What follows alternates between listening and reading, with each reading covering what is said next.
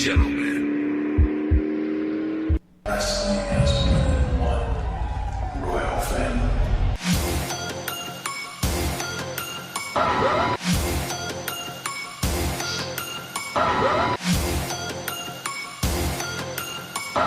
I am my kingdom!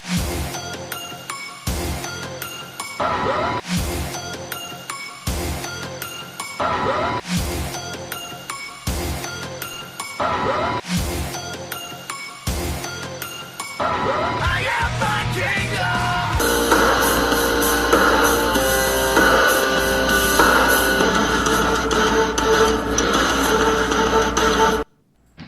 Welcome to the Kingdom of Honor. This is your host, Zanman Shane Sabunia, your expatriate, along with my partner in crime, the Honorable Jeff. And hey, I think everybody can actually hear me tonight. It's amazing. Well, it might be amazing, but I'm sure a lot of people are not liking it. Well, then those people should not be listening to our show. They enjoyed me and only me last night. Well, that's probably the first time in a long time you can say that about anybody. So That I'm yeah, good for that, you. unfortunately, that is true. So last night we started talking about how Seth Rollins tweeted out on Sunday before the Stomping Grounds pay-per-view that WWE was the best wrestling on the planet. And you talked a little bit last night. And I know you have some more to add, so I'm just going to take it to start off with. I know you're not a big reader, Jeff, but there's also this book is also right now a TV show on AMC called Nosferatu, NOS4 A as an apple 2.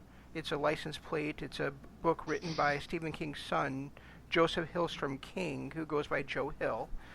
And in that book, there is this vampire-ish wraith-type guy who basically sucks the life force out of kids in order to maintain his own health and vitality. And he has this thing called the Graveyard of What Might Be, which allows him to kind of look at children that are in weird circumstances, what their futures might hold. And it's basically kids that are going to be abused or they become suicidal and things like that. And seeing, what tragedies could befall if he doesn't steal them from their parents and then use them for his own twisted purposes. So he's basically saving these kids from a life of misery by taking away all the life that they have left. And WWE to me is a lot like that graveyard, where I look at guys like The Revival or Kevin Steen or the Usos and even Daniel Bryan, who I didn't want to re-sign with WWE, and I look at them and I'm like, they're never going to have the career they could have outside of WWE, and they're so their years are being wasted. I'm not saying that they're going to commit suicide or anything like that, but they're going to have a tarnish on them that is going to be hard to scrub off. I know that personally, just an example, Ty Dillinger. You and I have debated about him. I wasn't a big fan of his. You were. And we saw him kind of have a bit of an awakening at Double or Nothing during their the buy-in, what was it called? The Casino Battle Royale. And I was impressed by what I saw there, but he still has a lot of rehabilitation to go. I know there's other fans I've listened to or read tweets from that just aren't. They still aren't interested in him. And I think the longer an excellent talent stays in WWE and isn't used properly or isn't used to their best potential, are jobbed out for years before they decided to push them to an interesting role, the more that I think that their futures would be better off going someplace else. And one example of that is even Baron Corbin. I mean, you and Yep. I weren't a big fan of his in NXT necessarily, but then he went to SmackDown. He was doing a great job there. He was developing very nicely. We were very impressed with him. And then there was that wet popcorn fart of him losing the Money in the Bank briefcase shot, just a job to John Cena, and his career went downhill for about a year. And then he went to Raw and became the general manager and was put into a terrible storyline. And again, fans are just not warming up to him after he's kind of become the lead heel on Raw.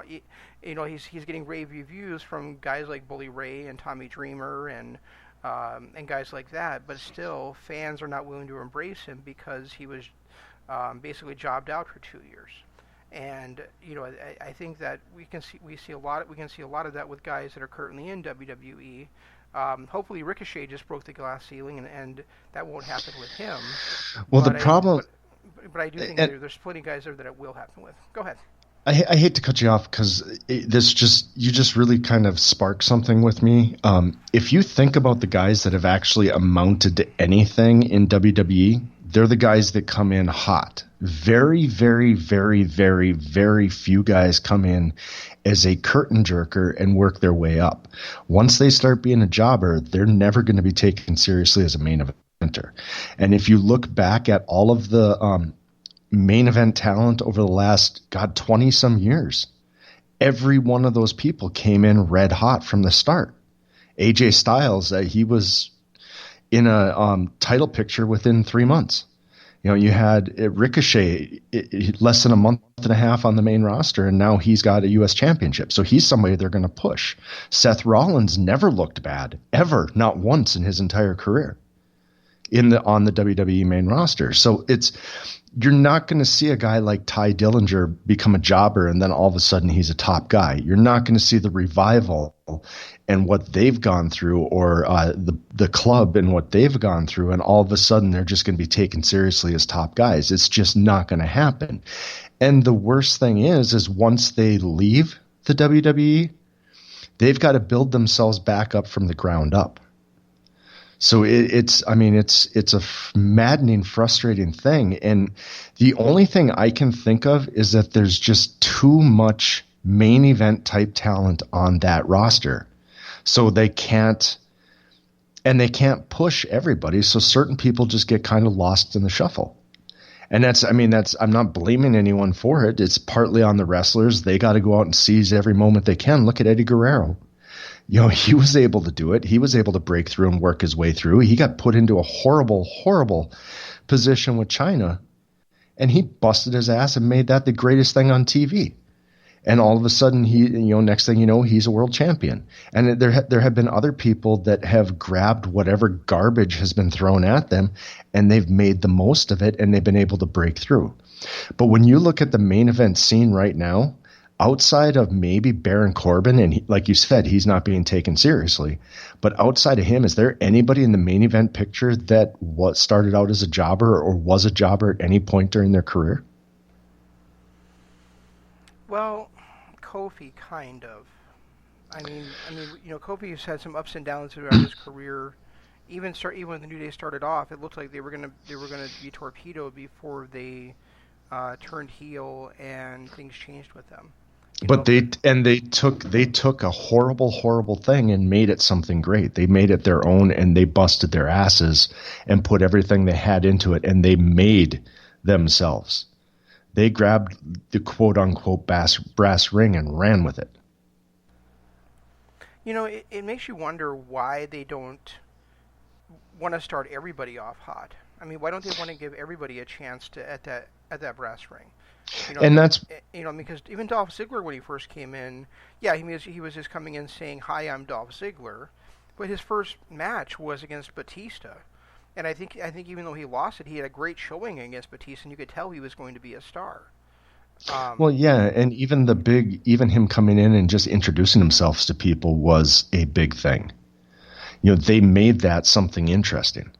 They put him in there shaking hands with Vince and other top tier people like he wasn't afraid of anybody. So they made him an interesting character from the start. Right, and then they let's just take the Viking Experience for example. Yeah, I hate let's. the name, but I mean, they come onto Raw, they get a big win over the tag team champions at the time.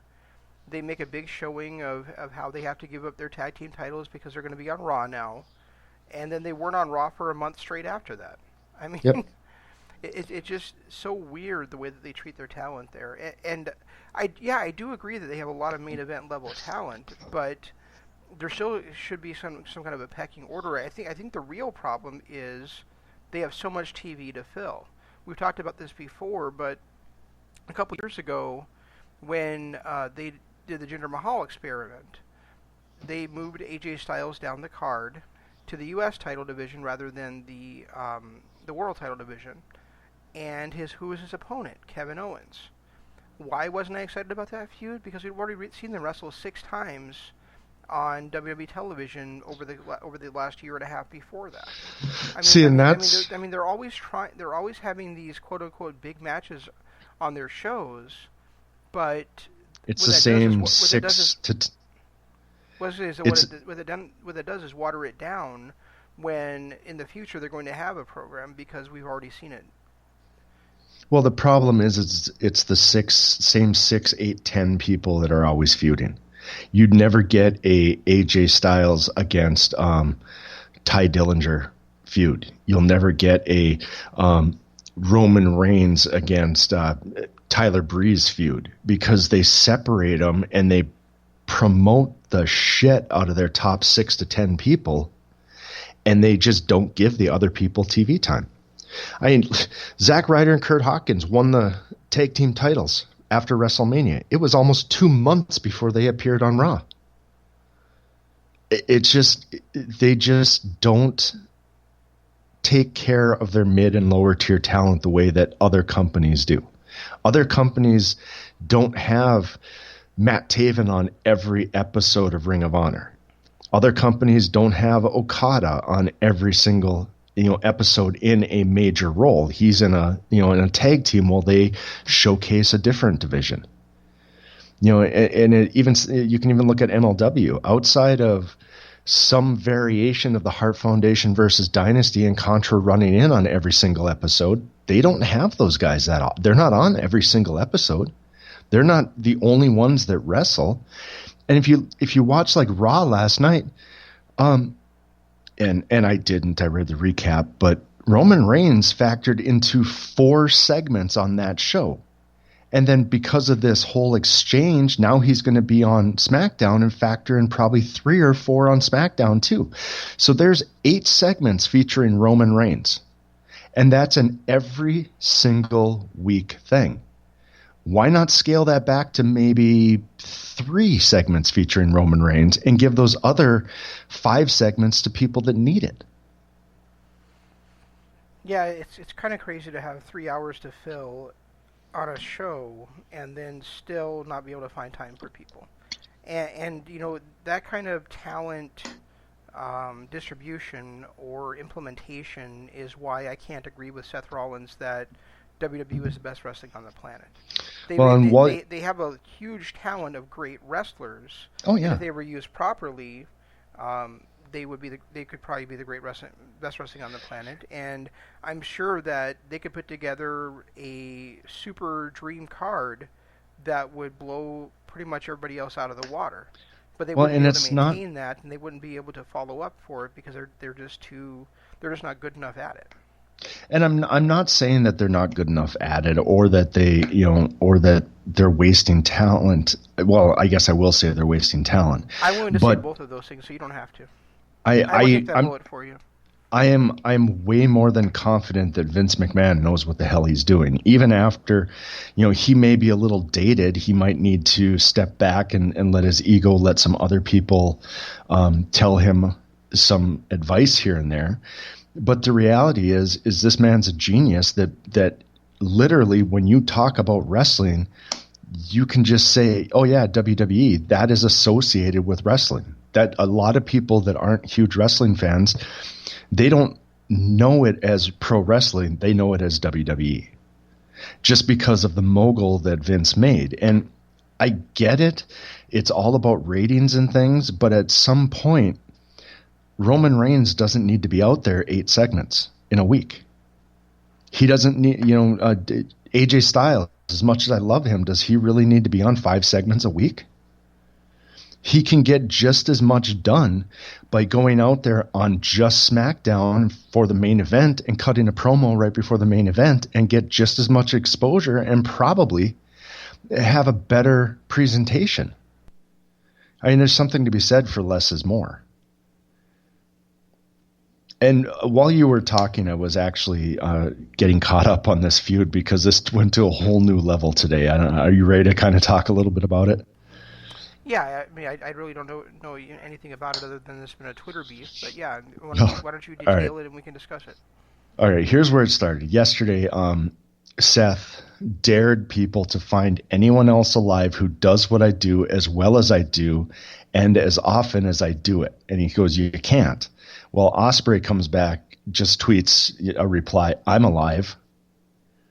And then you get Seth shoots back at him. Oh, I'm sorry, little guy. We already have a better version of you here, and he just won his first U.S. title tonight. Congrats, King Ricochet. Keep working hard, though, buddy.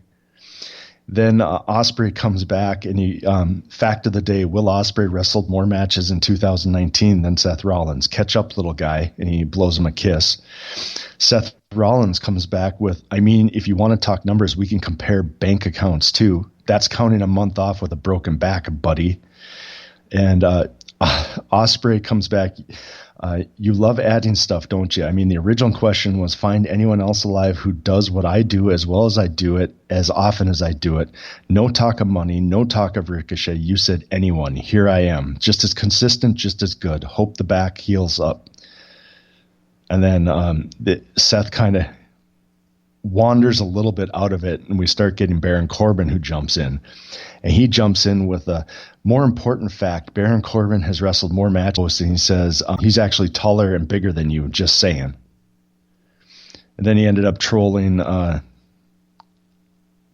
WWE again with the tug of war on Monday night, and just hashtag best wrestling on the planet. So I mean, this thing has kind of taken on a life of its own, and Will Ospreay is even trying to capitalize on it by stating that he's going to be promoting a little guy t-shirt coming soon. He might as well try to capitalize on it. And Jericho tweeted back, "Sign me up for an extra medium, please." So they're kind of going head over heels with this thing, and it's getting really interesting. I lost you a little bit when you were talking about what Baron Corbin said. Could you repeat that part of it for me? Yeah, Baron Corbin shot back on the Will Ospreay thing, and he said after the Will Ospreay fact of the day, and he shot back, more important fact, Baron Corbin has wrestled more matches in 2019 than Will Ospreay. He said, another fact, I don't actually know who you are. I just wanted to be a part of the conversation. Then Jericho. That's hilarious. That's I'm really just funny. I'm like, really, Baron? Really? Get out of your bubble. Then Jericho had to jump in on this too. And he replied to the I'm sorry, little guy post of Rollins. And he said, he's actually taller and bigger than you. Just saying. And then Will Ospreay decided to capitalize on this, and his next tweet was, little guy t-shirts coming soon. Might as well try and capitalize on this. So this is getting a lot of fun. I'm enjoying this little Twitter war. I wonder how long it's going to be before WWE stomps on it and says, don't give attention to New Japan or AEW. Okay, so you and I are both big fans of Ricochet. We loved him as Puma and Lucha Underground. We loved his matches against Will Ospreay. We loved him as a tag wrestler in New Japan. We loved him in NXT. I'm very happy for him that he's United States Heavyweight Champion. But he is in no way, shape, or form a better version of Will Ospreay.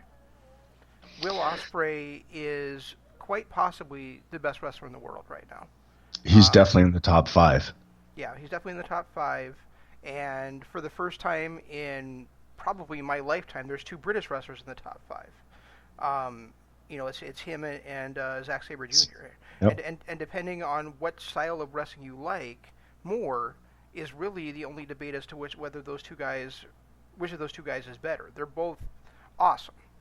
Right. And I could make the argument either way on any given day, just depending on my mood.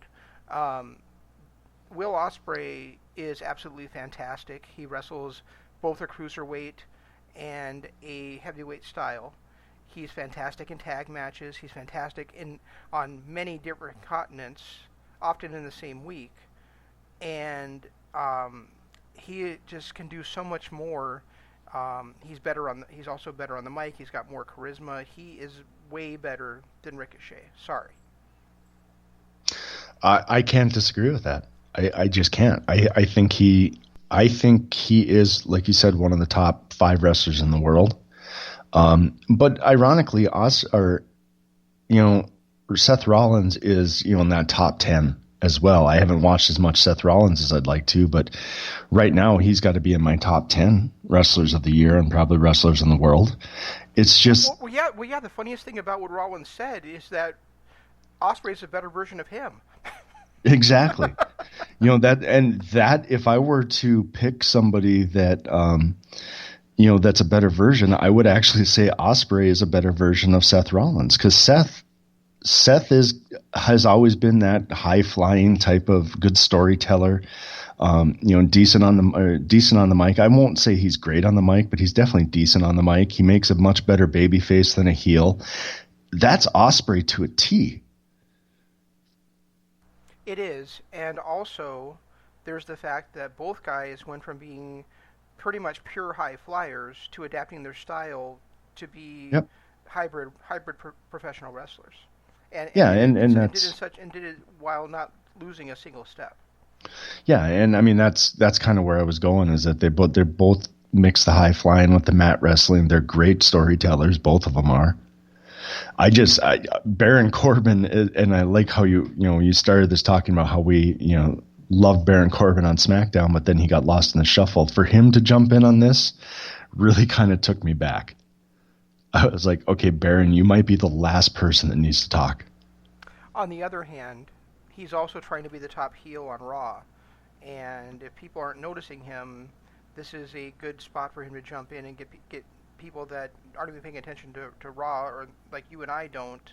I really only hear things about Raw when I'm listening to Busted Open on Sirius Radio, and to hear for him to jump in and get independent wrestling fans mad at him, or NJPW fans mad at him, or Rev Pro fans mad at him, is a pretty good move on his part, actually. It'll be a good Whether he was being honest or not, it's still a great heel getter. It'll be a good move if he can keep that going for when he's no longer in WWE. In all honesty, I think my biggest problem with WWE is not so much the fact that they don't have good wrestlers, and they can put on good matches. And I said this last night in one of my little tangents. When you look at a WWE show, you have maybe one 4-star match. Every now and then you'll hit a 5-star, but that's so few and far between now with WWE. It's mainly 3.5 to 4-star matches. You'll get like 2 of those on a card. The rest of them are sub 2s. And then they throw in a ton of stupid little segments that are comedies and interviews, and now they've got to have a host of every pay-per-view. It's just, there's just so much other stuff going on, and I get it. They're an entertainment company. They're battling not against other wrestling companies.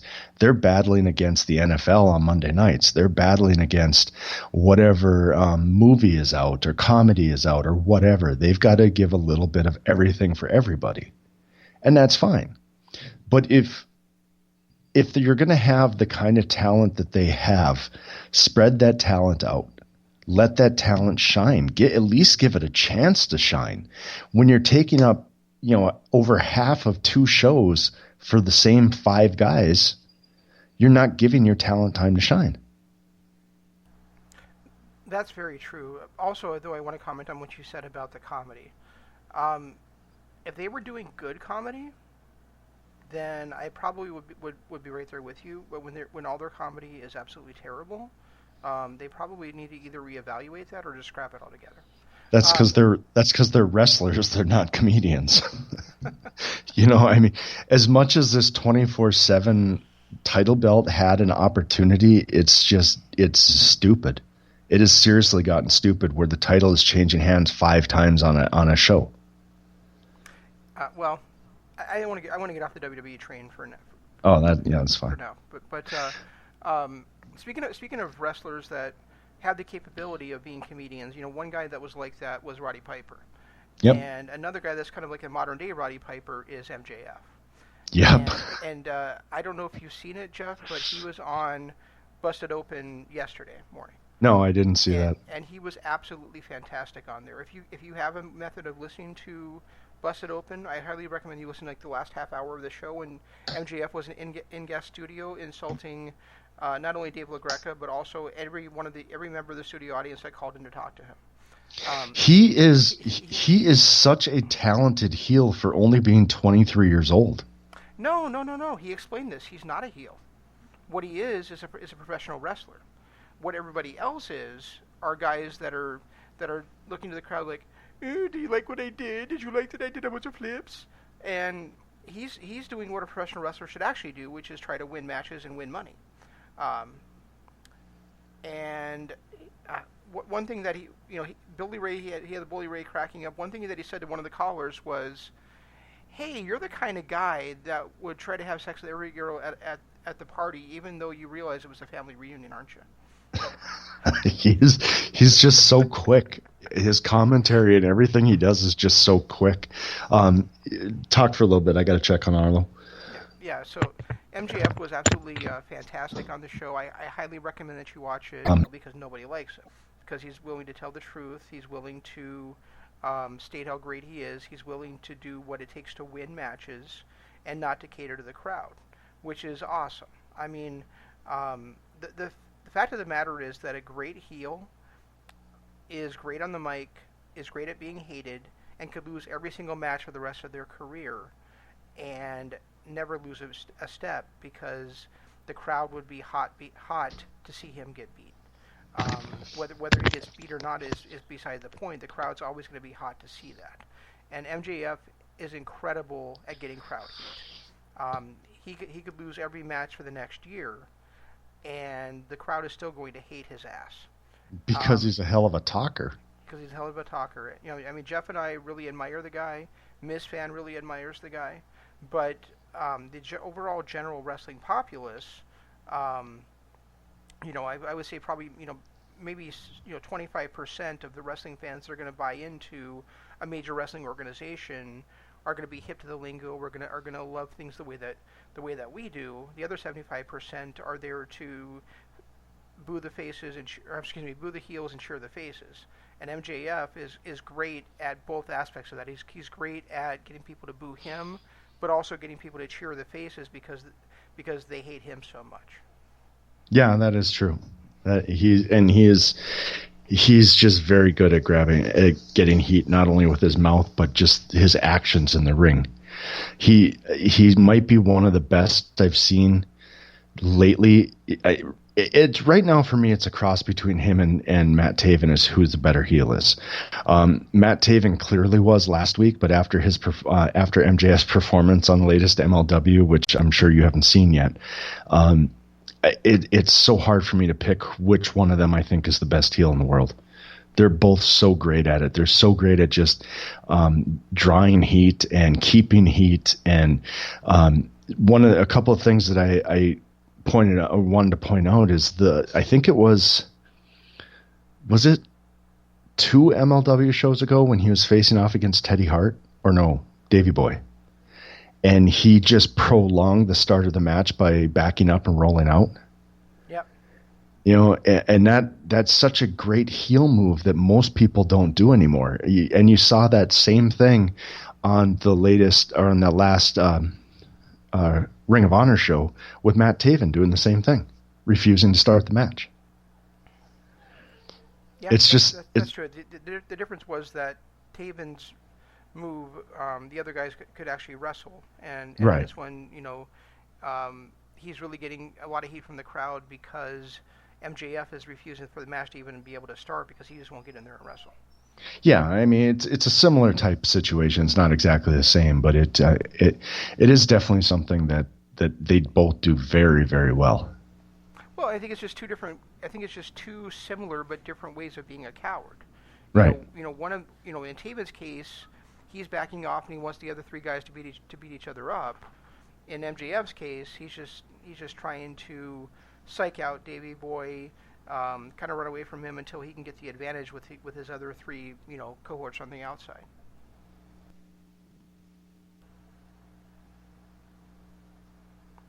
Oh, sorry. I was just I got distracted by the Twitter war again. Okay. Sorry. I was hoping I didn't lose you, so that's good.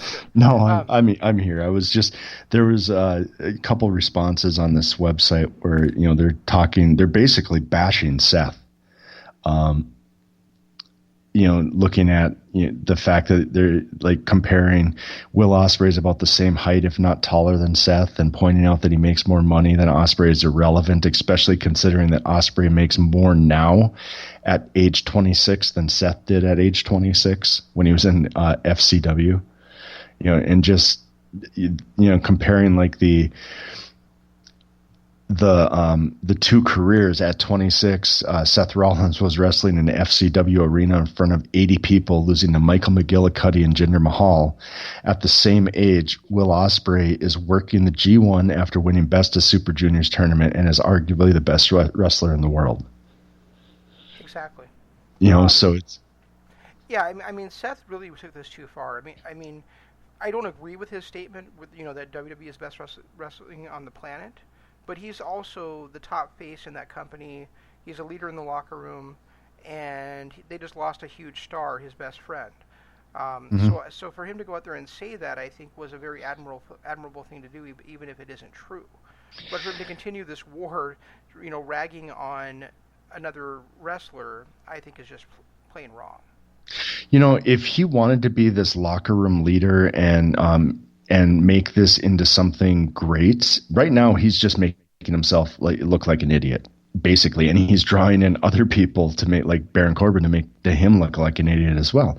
If he had just said, if he, instead of going with the I'm sorry, little guy, we already have a better version of you, if he had just complimented Ospreay and said, yeah, dude, you're great, I think that would have gotten a lot more love for him, not only from the fans but in the locker room, than this little whatever is going on that he did start. Yeah, I would have added one sentence to what you said. Hey dude, you're great, wish we had you. Right. Something like that would have made him a locker room leader. That would have endeared him to every fan in the world, because here's the top star, arguably, in the biggest company, who is recognizing the greatness that is out there, not in the company. It would have made a lot of people respect him a whole lot more than this little Twitter war that he's done, where he's actually insulting Ospreay, who is better at this than he is. Well, better at pretty much everything that he is. Yeah. Except for making money, apparently. Yeah, and who's to say? I mean, yeah, he might be making a ton of money on merch sales in WWE. He might be making a couple $1 million a year, but who's to say Ospreay is not pushing close to that with what he does? Well, that's why I said apparently. Right.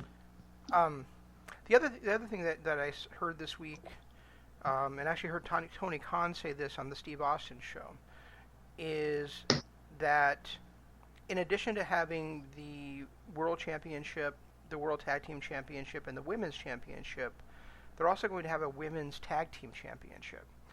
And this is making me wonder, and I really want to trust these guys. I really want to endorse everything they're doing, but it just makes me wonder, are they doing too much too soon? I mean, it feels like a 2-hour show weekly and already having 4 championships and almost certainly having a mid-card championship is just going to water down everything. Like, everything's going to be a title match, or everything's going to be revolving around championships, which granted is the way it should be, but also we need just grudge matches out there.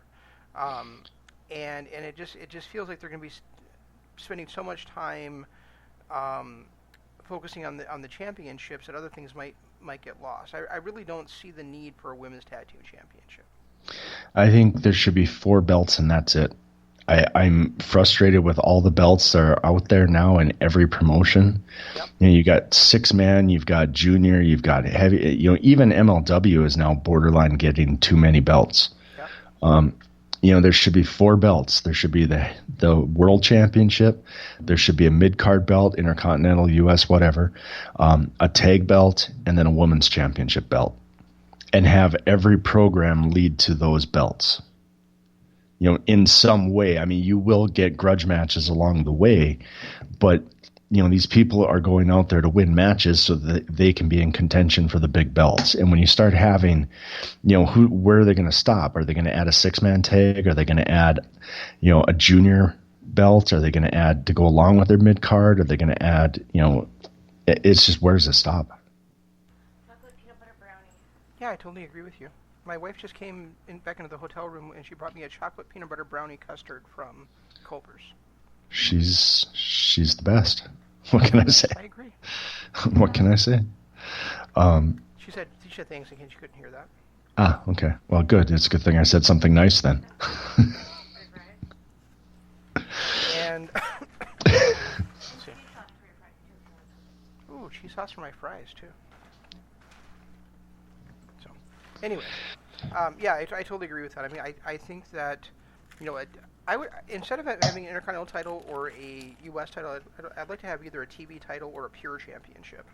Yeah, some kind of mid-card title, whatever it is. I mean, Intercontinental in U.S. was always the go-to for a lot of companies back in the day, but a TV title makes more sense. Probably the ones that are the best at it is Defiant. They've only got 4 titles, and every one of their titles means something. And they've got the heavyweight title, they've got an internet title, tag title, and then a women's championship. Yeah, and it really and really that's all you need. And it feels like those titles mean something. When you've got so many titles out there, they start to lose their meaning. And a great example of that is right now the Never Openweight title in New Japan. It's just a title that if you're going to just throw it on whoever walks through the door, maybe we should get rid of it. Yeah, that's very true. Yeah, I don't see All Elite going with a 24/7 championship though. Oh God, I hope not. But I really do think women's tag team titles, especially in a fledgling division, is overkill. Yep. Yeah, and something that's just starting. I am excited though that they're going to have the TV product be the home for the tag team championship tournament. That is a good idea. That is something that Tony Khan announced that on the Steve Austin show. So. Good. That's a very good idea. I mean, I get the crowning the world champion. I kind of wish they had done a tournament for it, or even maybe something like TNA did when they crowned their first champion and had that battle royal that when it got down to the last 2 guys, it turned into a wrestling match. Yeah. I would rather have had them do something to make the first ever champion really earn it instead of winning a battle royal and going up against the winner of Jericho Omega. I agree. I totally agree. But I guess I don't really mind the way they're doing it, but it would have given them a way to really, really build up Adam Page. If he had to go through a 5 or 6 round tournament to get to that final match, and he faces off against somebody on the other side that went through the same kind of struggles, and along the way they beat top tier talent, and maybe it ends up being Jericho and Adam Page at the end. But could you imagine how much more respect somebody like Adam Page would have had he gone that route compared to just winning a battle royal and coming in the last guy in a battle royal and winning it to get a title match, to get the first ever title match? It just, I don't know. I just think that it could have been done a little bit better, and it would have given him a lot more momentum and a lot more respect. I agree, and that's why despite my fandom of Hangman Page and him saying he wanted to be the first AEW World Champion, I hope it doesn't happen. because I just think there has not been any time to build him up. No. Everybody already knows who Jericho is, and so as much as I would like to see Hangman be a champion, I think the timing is wrong for it. Well, with the route that they're going now, the best possible scenario would be to have Jericho be the champ and have Page chase him as a face. That's the way that Page can build up his reputation and respect, is by chasing the title holder. And Jericho right now is, with the situation the way that it is, Jericho's the best option to be their first ever champion. Right, because Page won't be the only guy chasing him. It'll also be Moxley and Kenny Omega. Right, exactly. So you're gonna all of a sudden put Jericho as the champ with 3 people chasing him, 2 faces, 1 heel, and these guys are going to be working against each other to prove which one is better. That's going to do nothing but elevate Adam Page. Right. And the other thing I think is that if you have Jericho win the championship, then you can set up him versus Moxley. Plus, then you also can set up a non-title match between Page and MJF. Right. Yeah, and I kind of think that might be, and then I would like to see MJF in that mix too. And I really hope that if Page does lose it, after he loses it, I hope he doesn't go backwards into a mid-card feud. I hope they keep him up. Yeah, he. We'll go lay down your milk. Are you still there, Shane? I'm here. I'm just on mute. Okay, go ahead and talk for a little bit here. I gotta take care of something. Those are my 2 talking points for AEW, but they do have their Fyter Fest show coming up this coming Saturday. It'll be free on BR Live.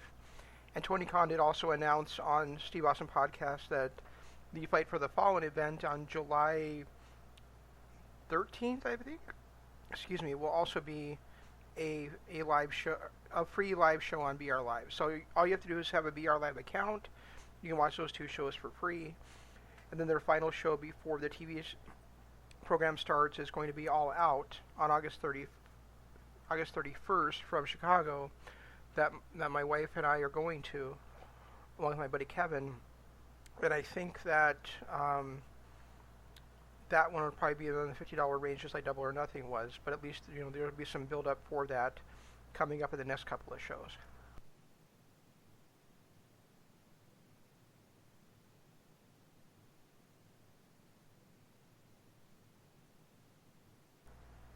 Let me just pull up the. Are you back, Jeff? Yeah, and folks, this is how you can tell that we are not professionals at this. We're fans of wrestling who get on the radio every once a week and talk about it. Yeah, I was just telling them that this coming Sunday is AEW's Fyter Fest for free on BR Live if you have an account. On Saturday. Did I say, that's not what I said? No, you said Sunday. Yeah, I'm sorry. It is on Saturday, and then also their Fight for the Fallen show will also be free on BR Live on I think July 13th. Okay. That's good. That actually is really good. Yeah. You get a couple of free shows in there. Right, exactly. And that makes a little more sense than the way they were doing it with the monthly pay-per-views. It was a little too early for that kind of thing, especially considering they said they would absolutely not do monthly pay-per-views. Monthly pay-per-views is a dumb model. Yep. You gotta give time to breathe. And speaking of a company that is not doing a monthly pay-per-views, but are doing something new on their streaming service, Impact Plus, we're going to talk about a couple of Impact specials. Oh dear God! Can we talk about MLW before we go that far? Don't you want to get the bad stuff out of the way? No, I don't want to. I don't want to scare everybody off and them just turn the channel because we're talking about horse shit. And for the record, it wasn't all horse shit. I said that last night. So Go ahead and talk. I'm chewing. Oh, I guess I don't know where to go with that. The Code Red was horseshit, but we'll talk about the reasons why. The Night You Can't Miss was a lot better, and of course there were reasons for that as well. That we'll discuss. Right now, I really want to talk about MLW because, like I said, I posted that video on YouTube, a week ago now, about how great MLW is and why people should be watching it. I'm after watching this last night's show, I'm even more sold on the fact that MLW is where you need to go to get good professional wrestling the way that we like it. I really do think it's the best thing on TV right now.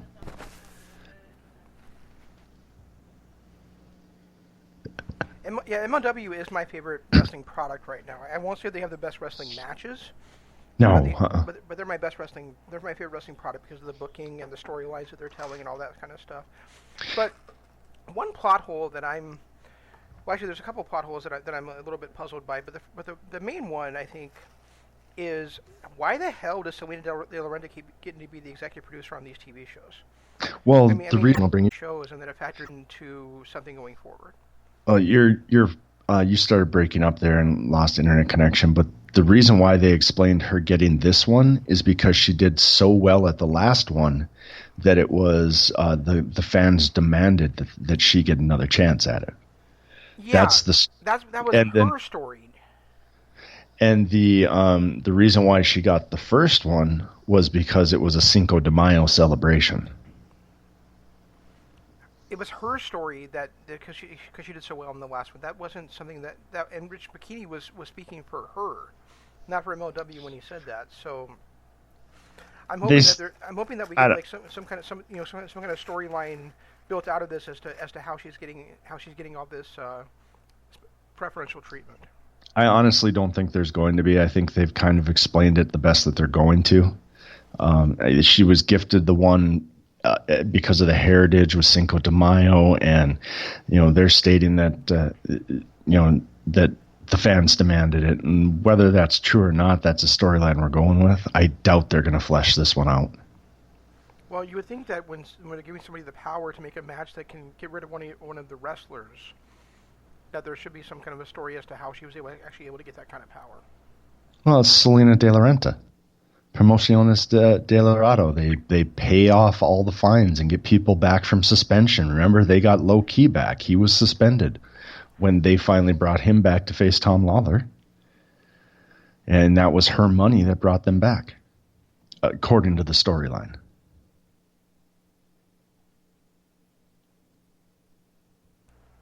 I still want this explained better.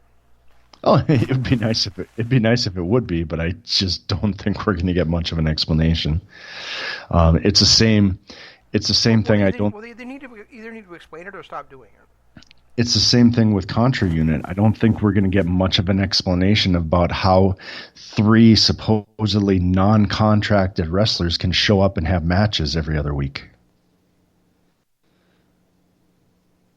People have matches without having contracts all the time. What are you talking about? Yeah, but they don't. Honky Tonk Man and Hacksaw Jim Duggan have worked without contracts for WCW. Eric Bischoff's talked about that many times on his show. Yeah, but Honky Tonk Man and Hacksaw Jim Duggan didn't come in and try to light people on fire. Well, one of them is too dumb to even know what fire is. The other one, if he tried to light somebody on fire, would get it caught in his hair and he'd burn himself to death. Exactly. So much like Michael Jackson during a Pepsi commercial, But it's if these are non-contracted wrestlers that are showing up at the arena per their storyline, then there would be police at the door keeping them out if they're going to come in and put everybody in danger. In reality, I'm not trying to take away from. I'm trying my hardest to enjoy wrestling the way I did when I was 12 and 13 years old, and not look so deep into the storylines and just enjoy them for what they are. Then let me say what my other pet peeve is where the hell is Team Filthy? That's what I don't understand. Is why would Lawler bring in the Von Erichs to have to back him up against Contra Unit instead of using his own Team Filthy? The only ones he has in Team Filthy right now is Ariel Dominguez. Well, what happened to Fred Yehai? I don't have any clue. The guy's he's not. You're right. He's not around anymore. You would think that he would go with Team Filthy, and I thought that too. Why not go? If you're gonna be bringing in guys, bring in your own guys. You got Fred Yehai and Ariel Dominguez, who are supposedly part of your stable. Why aren't they your partners? Yeah, I thought the same thing. That one kind of confused me too. Well, and there was that one scene 2 weeks ago's show where we saw the control room and Ariel Dominguez was laid out in there and somebody else was laid out in there, and I thought, well, maybe they're showing us that Team Filthy got laid out by these guys, and that's why Tom has to go outside. But at the same time, he'd already said the week before that he was going to bring in the Von Erichs to be his partner. So maybe it was just a timing thing. They screwed up when that vignette was supposed to be shown. It's possible. It wouldn't be the first time they've done that. But there was that classic one with Tony Schiavone where he gave away the beatdown that Tom Lawler went through when what's his name turned on him. Simon Gotch turned on him. He gave that away the week before. He did.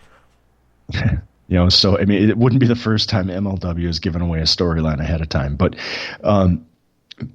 the part about that confused me is what the hell was Ariel Dominguez doing in the control room anyway? Was he running the VTR? Yeah, that's what I'm saying. Is he running the VTR? Is he, part of the production crew? Probably. That's a storyline I need explained. Let's talk about the episode. So, I really enjoyed the opening match. I mean, I didn't expect to because I figured it was supposed to be another example of Rey Horus getting pushed, and I'm really not that big of a fan of the guy yet. But I thought it was an absolutely outstanding lucha libre style match with blended with American style pro wrestling as well. And I thought both guys were absolutely phenomenal in it. Was that Flamita? Yeah, Flamita taking on Rey Horus. Flamita? Okay. I was just thinking of a couple weeks ago when Airwolf took on Rey Fenix. Yeah, I was getting those confused. Yeah, that was a great opening match. And you're right, I thought Rey Horus was going to, or Horus, or whatever the hell you pronounce it as, was going to win that. I was pleasantly surprised by the outcome.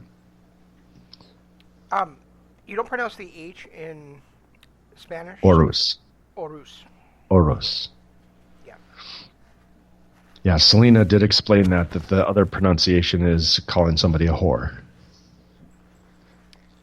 Speaking of which, that opening scene with her wearing that dress, sitting on that table, yeah. It's hard to believe that she's only 22 years old, isn't it? She does not look or act like a 22-year-old woman. No, I would say she's got at least 10 years on that. Yeah. I was shocked when I saw that. But yeah, that opening scene, that opening match, both were good. I really like, as much as I hate, what the hell's his name? It's not Crockett, is it? No. Jim Cornette. As much as I hate Jim Cornette at times, I also love him at times with the way he oversells stuff.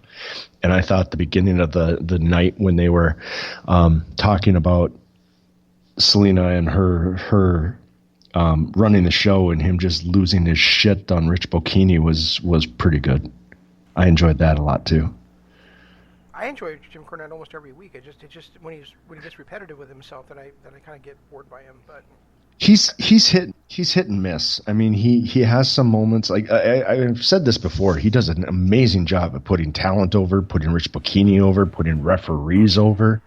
He puts everybody who is on that show over, except for himself. He does not put himself over at all. He is doing whatever he can to make everybody in that company better off than the day before the episode aired. And that's one thing I'll give him a hell of a lot of credit for. I The just only, I the only the only time he puts himself over is when he's putting over his past, and he's like, right. I did some miserable things in my past, but this guy's ridiculous. Things like Right. that.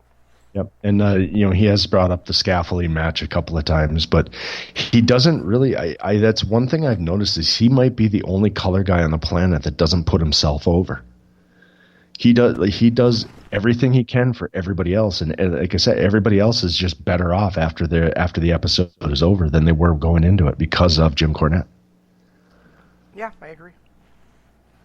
That being said, he does kind of annoy me at times, but it is what it is. I can live with it. Well, I'm glad, Jeff. I'm glad you can live with it. You're not going to kill yourself over a commentator. I might. If I have to listen to Scott D'Amore again, I might. He was pretty terrible. Oh my god. That's the only real drawback. That and the nut scratching thing is the only drawbacks I had tonight too. We'll get to that. Yeah. So guys, if first of all, watch this episode because this is one of the MLW is our favorite show, and it's probably one of their best episodes they've had so far. I feel like I said that about last week's show too. But You're gonna say it again about this week's show. probably. But I mean this had all three matches were well, I should say the opening match and the last match were very, very good, and then the middle match at least had some interest to it and was just doing some story building. So I highly recommend this episode of the show. Well, and it wasn't just that too. It's the backstage promos. It was the Jimmy Havoc and his confrontation of Callahan and Mance Warner. The wonder of why he's all of a sudden working with Selena De La Renta. That's true. That's the first time I've been interested in Jimmy Havoc in quite some time. There was that segment. There was the segment with Selena like literally running down Ricky Martinez, asking why she pays him. And for what it was, and you'll see it in the next match too, is they're doing a wonderful job of making Low Ki look like a dangerous motherfucker. Well, they've been doing that for months, dude. Yeah, but it's taken a whole new level. Like it's gone to a whole new level, and I don't really want to ruin the episode for you, so I'm not gonna tell you. We'll talk about it later.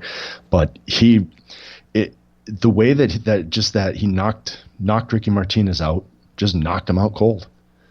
And then got in Selena's face and walked off. I thought was great story building, great character work by him, and I can't stand Low Ki.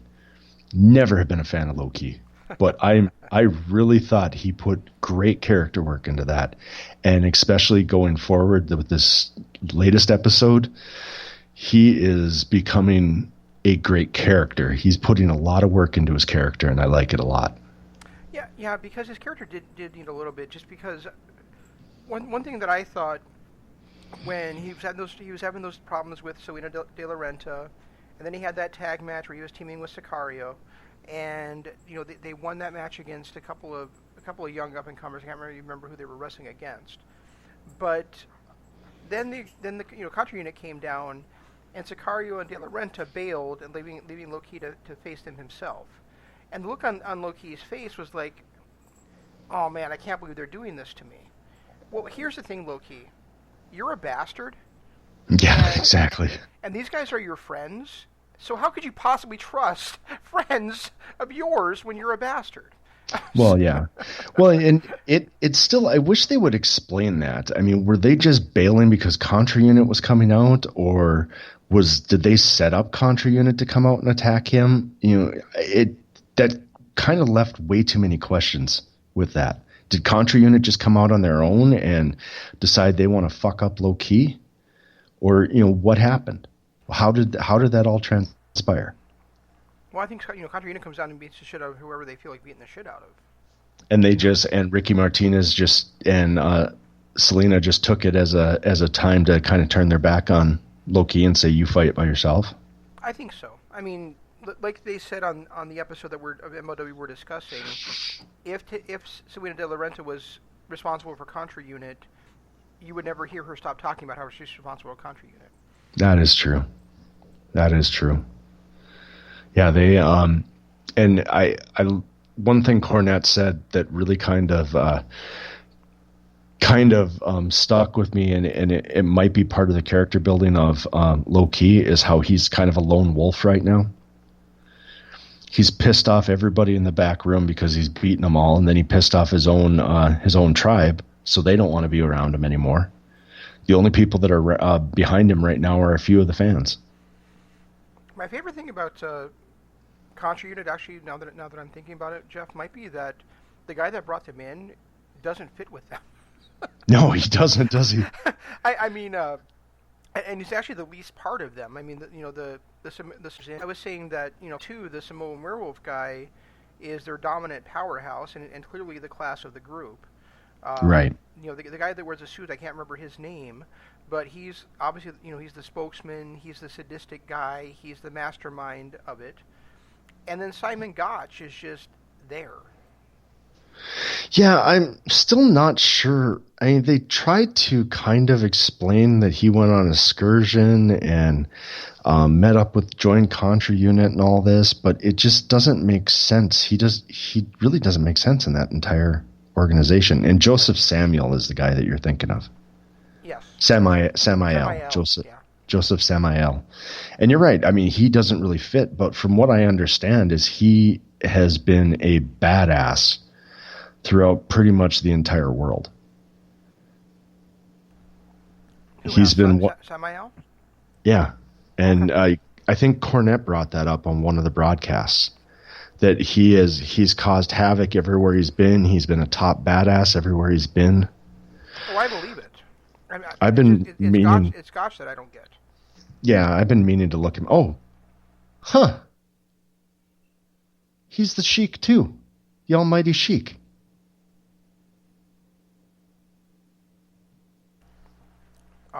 Okay. Whoever that is.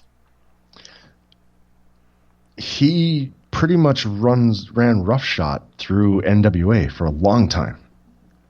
The second Sheik did? Yeah. He was the almighty Sheik. He's a one-time NWA World Heavyweight Champion. He's currently with Major League Wrestling. He was with Full Impact Pro for a while. He was with Pro Wrestling Fusion. Then he was with NWA for about 4 years, and he was their champion. And then he's just been pretty much on the independents. His latest in PCW, he teamed with War Beast. Or no, the newly formed team was War Beast. It was him and MVP, and they added Brody King. So it was the three of them. I guess him and Fatu still hold the PCW titles to this day. So the tag team titles. Cool. I just like the guy. Yeah, I do too. But he's... I mean, I like him the way that you like a tough son of a bitch that's causing havoc everywhere. Right, and he makes a great spokesman for him. Although if Fatu can carry his own on the mic, he's kind of proven that. Yeah, I'm looking forward to him taking on Lawler at Kings of the Coliseum. Right, and I don't know if you noticed this. They're promoting not War Games, but it's something else. No, what's that? What the hell did they... They're not calling it War Games anymore. The hell are they calling it? But it's a War Games type match? I believe so, because it's around the same time that they did their War Games last time. War Chamber is what they're calling it. Oh, okay. And I wonder if that might have been a cease and desist from WWE for using the War Games name. Well, my understanding is that WWE let the War Games trademark expire, and MLW picked it up. Oh. Huh. Well, maybe War Chamber is something different. So when is that But coming it's up? September 7th. Okay. Which is the same time they did War Games last year. It is. So I just figured that maybe That's they... interesting. So I wonder who we're gonna see in that. I mean, is it gonna be like Contra Unit and a couple of members of have Selena De La Renta's team against Lawler, Low-Key, Mance, And Mance. Warner, and the Von Erichs maybe. Possibly. I mean, I kind of see. obviously there had to be some kind of bridges built between Low-Key and Tom Lawler again, but I'd be totally down with that. Yeah, and adding Mance. Mance is going to be in there regardless, Oh, he has to be. and so is Contra Unit. I mean, they're in there regardless. And Mance declared war on Selena De La Renta and her entire stable, so there's going to be some form of them. I would guess probably Pentagon, because he's got the title shot in hand. So I would guess probably Pentagon will be in there, and probably his kid with Contra Unit, and then Pentagon. yeah, La Parka. Sorry, La Parka and his kid, and then Lawler, probably the Von Erichs and Mance Warner, like you said, along with Low-Key. That would make perfect sense. Yeah, I would. Because you got to go 5 on 5, so those seem Yeah. to be the 5 to me. It makes the most sense with the way things are going. The only other option would be some form of MLW or some form of Heart Foundation versus Dynasty with a couple extra people on each side. Yeah, but Because that's but I can't see that. It doesn't I can't see the Dynasty teaming with anybody, and I can't see the Heart Foundation team with anybody. and as much as it's it's becoming kind of a blood feud with those two factions, it's nowhere near on the level of Contra Unit.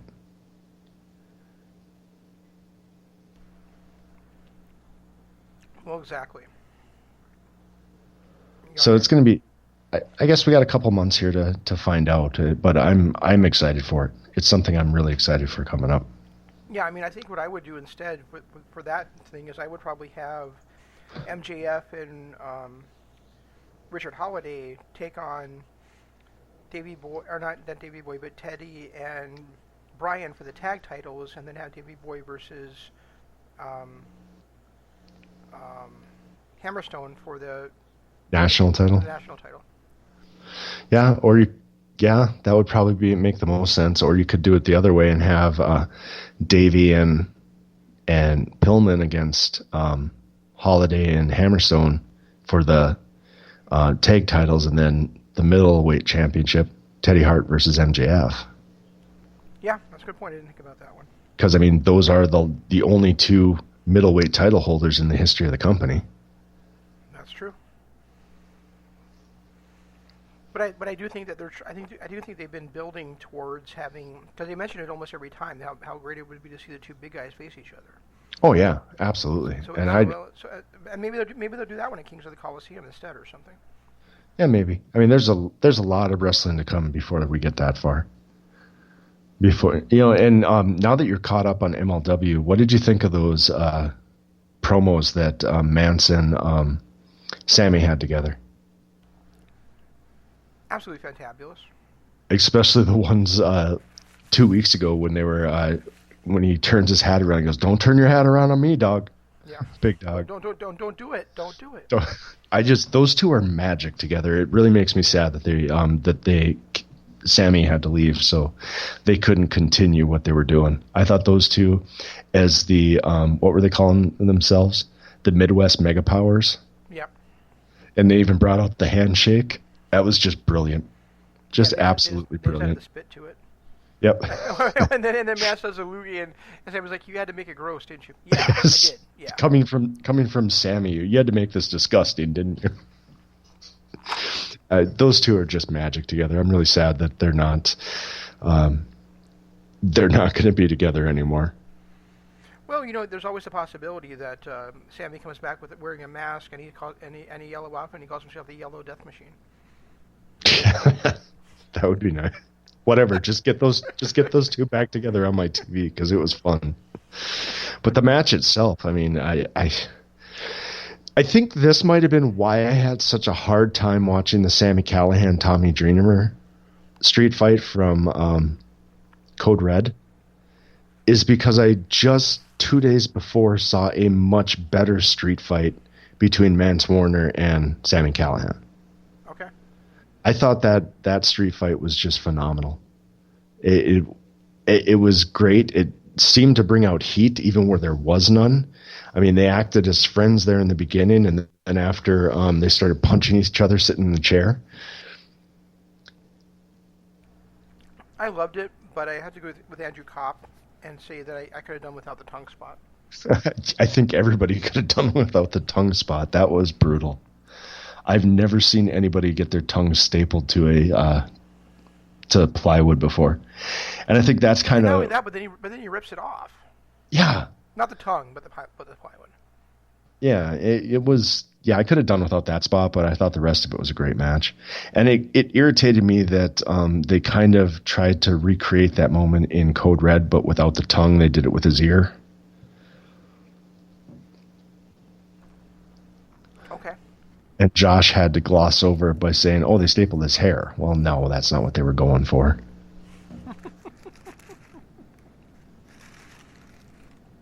Oh, Josh Matthews. Yeah. So I don't know. How do you amuse me? Right. Yeah, I can't say enough about MLW. It's definitely the promotion to watch. Yeah, like you said, that match was awesome. Yeah, just two guys being the living hell out of each other. Jim Cornette going crazy. Matt Warner earning himself an extra $5,000. I love the fact that Rich Bocchini looks at Cornette and he goes, "Jim, your eyes turning a little red there." He goes, "Would you shut the hell up with that stuff? That would never set that fast. No disease would set that fast." I thought that was yeah, I thought that was brilliant. I thought that was brilliant, just calling him out like that, saying, "Stop it! Stop with the stupidity." So yeah, you got to watch. Anybody out there that's listening, you got to check out MLW on YouTube. You won't regret it. Yep, you can watch it for free on YouTube or on Fight TV, whichever you'd prefer. But it's on. But every episode of the shows are on both those platforms. And if you get beIN Sports in Florida, you can watch that on there as well. Indeed. I think that's where they broadcast normally, is beIN Sports. Yes, it is. All right. So, anything more on MLW? No, I don't think so. So now get into the bad. I don't even want to talk about these. It was. Okay, so first of all, I want to say that it was not bad. No, it was bad. No, it wasn't. If you'd had this same kind of show available to you before Nitro and Raw became these shows where every week you see two superstars face each other in every match, or two superstar tag teams face each other in every match, or whatever combination they decide to do, you'd be happy to sit down and watch this wrestling show that, you know, is basically a super show. Yeah, that is true. But unfortunately, I live in 2019, and it's been 25 years since Nitro, and, well, 20 years since Nitro and Raw, so it doesn't do it for me more.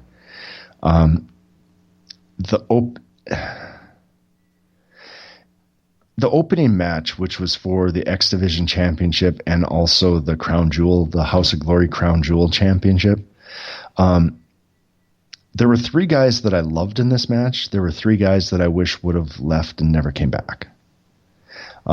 Ace Austin is a superstar in the making. I really, really liked Evander James from House of Glory. And Trey Miguel is another one. He's one of the rascals that might have the best upside in the singles.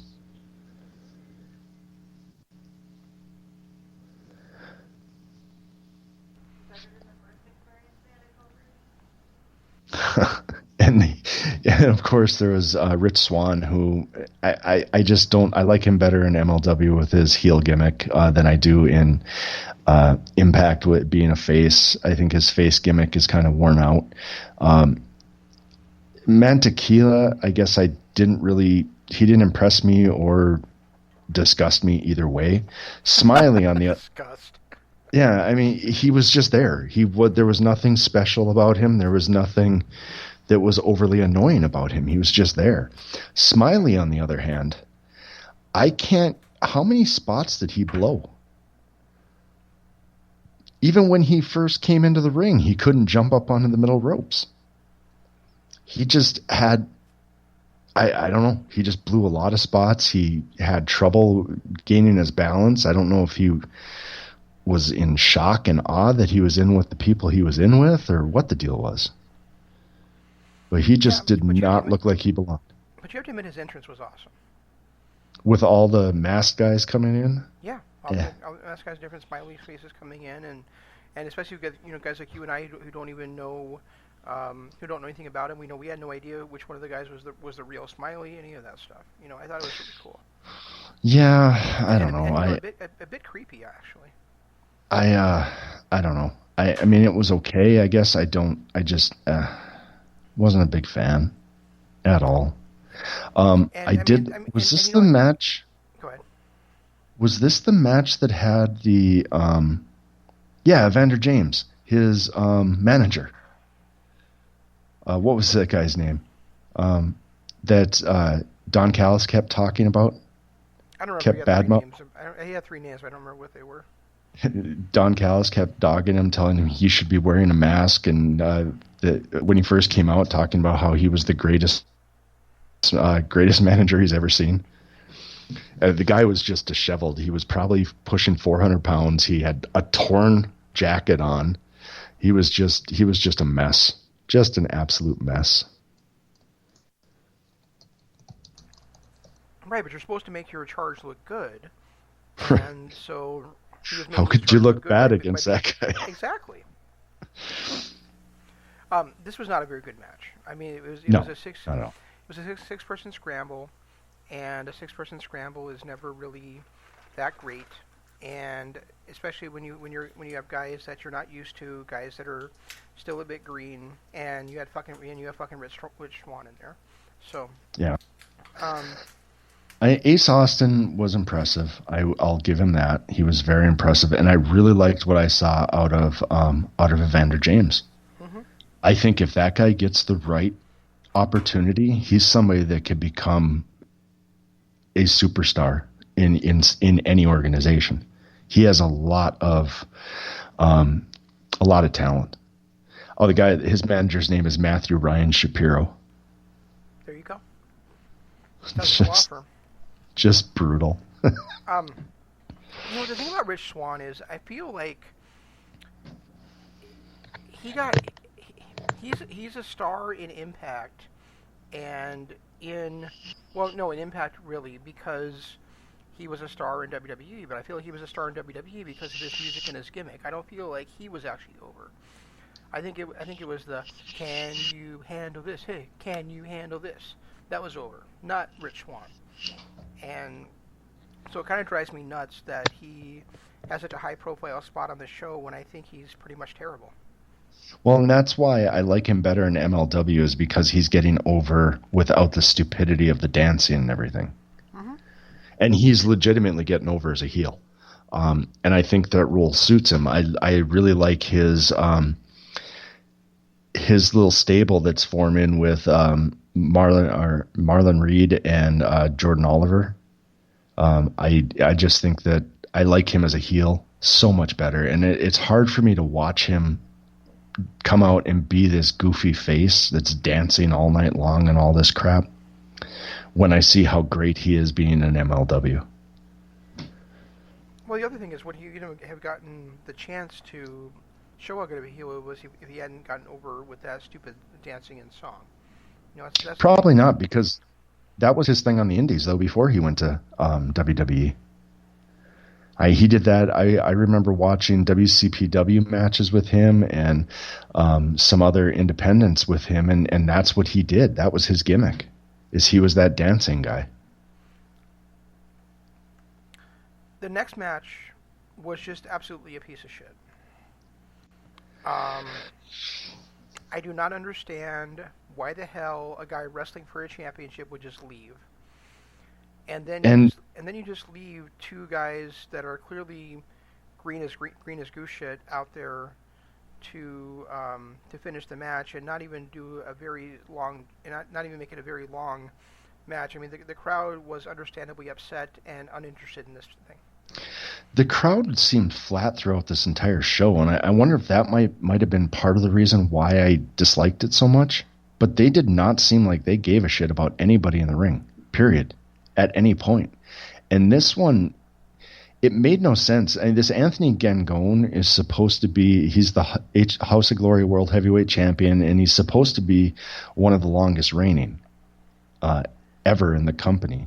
And so he's their top dog, and Moose is in a three-way against him, this heavyweight champion, and he just threw him into the corner. He was setting up to hit the spear, and Gangone just kind of fell because he was selling his knee injury. And Moose just turns around, flips off the crowd, and walks off. It just made no sense. It was stupid. I agree. That's what I was saying. It was a piece of shit.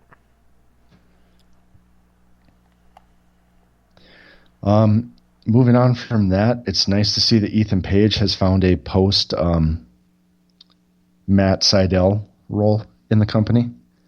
I kind of like his tag team with Josh Alexander. I do too. I mean, I really am a huge fan of the Rascals, especially Zachary Wentz. So I really wanted them to win this match, but I have to say that this really probably was the right decision. I mean, it was a little bit too much of a squash for my taste, but it was pretty cool, to see the North work together, to see the cool moves they have as a team, and they're trying to establish them, I think, as a team that can go one-on-one and eventually dethrone LAX, who have been impossible to beat in the last year or so.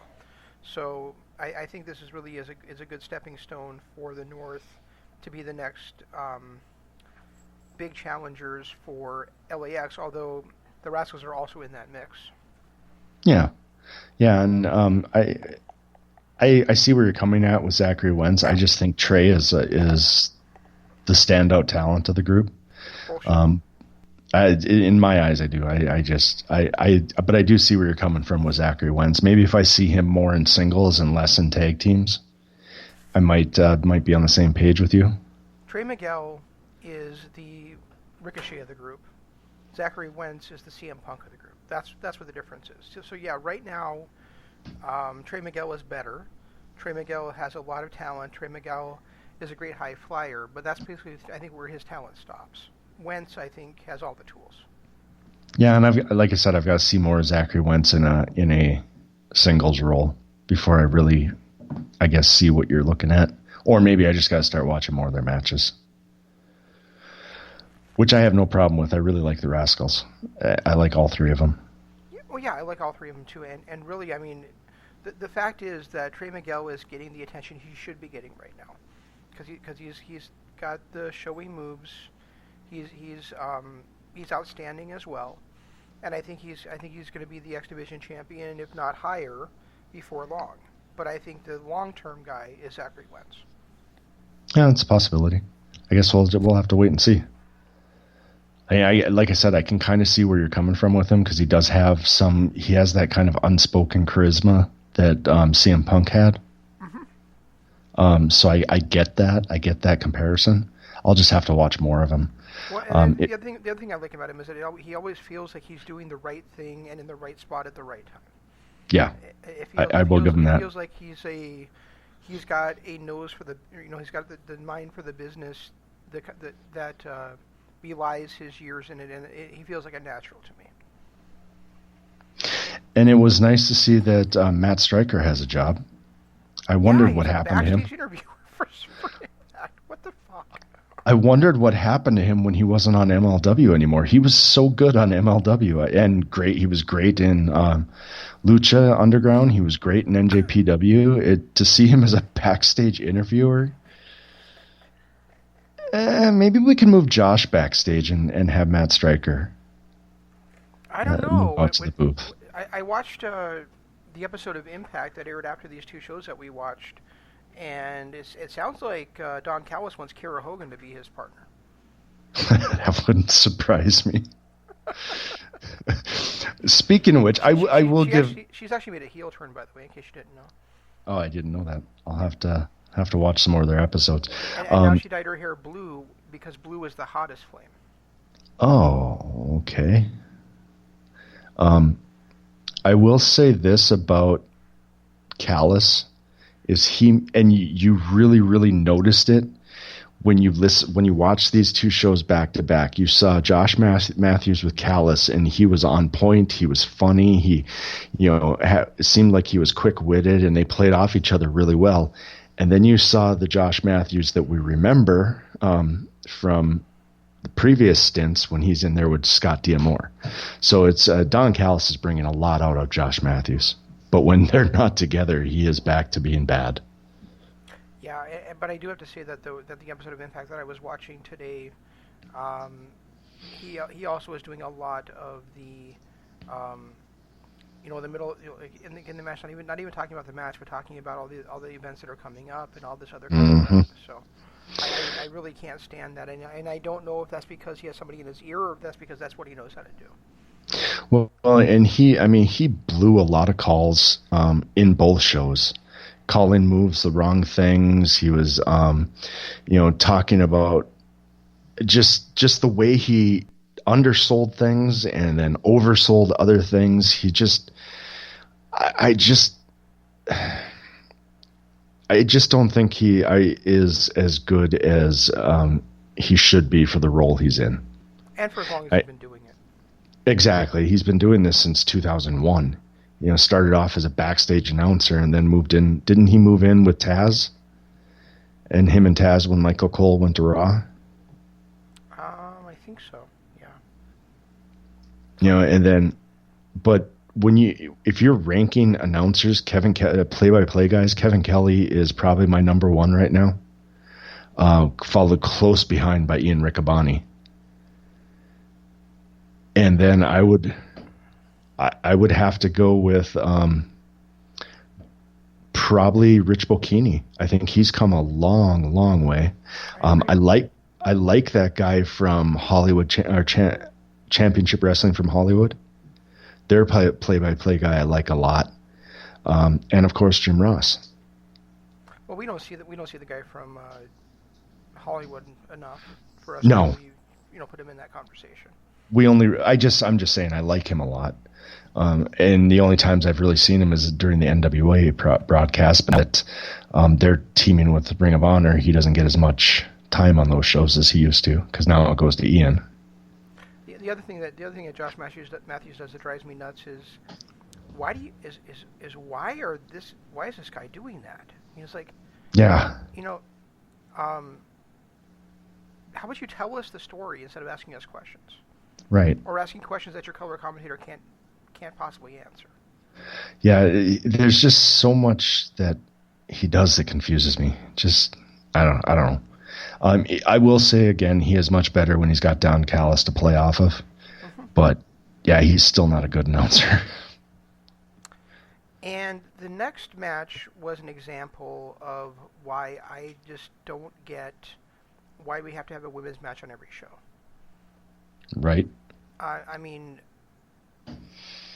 it's become kind of de rigueur to have at least one women's match on every professional wrestling show. Sometimes you just don't need one, kids. MLW is a perfect example. They've only had 2 in the year and a half we've been watching it. Yes.